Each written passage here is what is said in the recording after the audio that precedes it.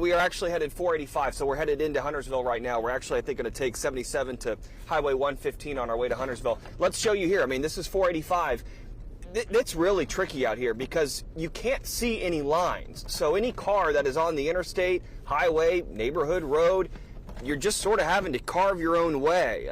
It's dangerous. It's slick, particularly when you come up to a red light. You can feel that your car sort of slide out from underneath you. Even though it's not ice necessarily, snow can still be problematic for your tires and stopping and things like that. So it's the visibility has been the primary concern, especially out here. We're talking maybe, I'd say 20 yards. You can see about 20 yards ahead of you.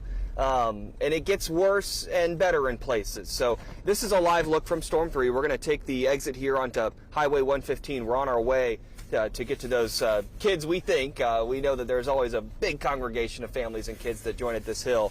Some things I would just keep in mind, though, is the following distance, because there is some slid. If you were to have to put on your brakes real fast, you're going to slide a little bit in most cases. So increasing your following distance, not necessarily passing, but leaving plenty of room to pass, because again, it's kind of a free-for-all out here on the roads and the interstates. There are no lines, and you're just kind of following the person in front of you, and if you're having to make your own way, you're just having to make your own way. We're going to stay on here as we pull off onto Highway 115, because in a lot of these cases, these roads weren't treated, it appears, the way that they were prior to the ice storm last weekend. Now, that's not to say there are some snow plows out there. Actually, just 10 minutes ago on 485, coming the other way, we saw 9 snow plows in a row going out on their route, and a whole line of cars behind them.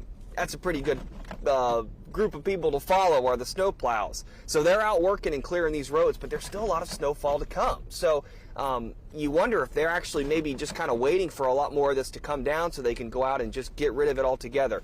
But check this out. I mean, as we come off 485 onto Highway 115, it looks like nobody's even driven this yet.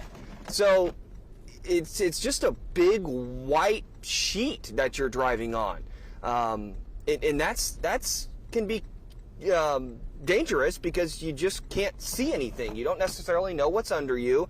You can't tell where the shoulder is. You can't tell where the median is, and you're just out going.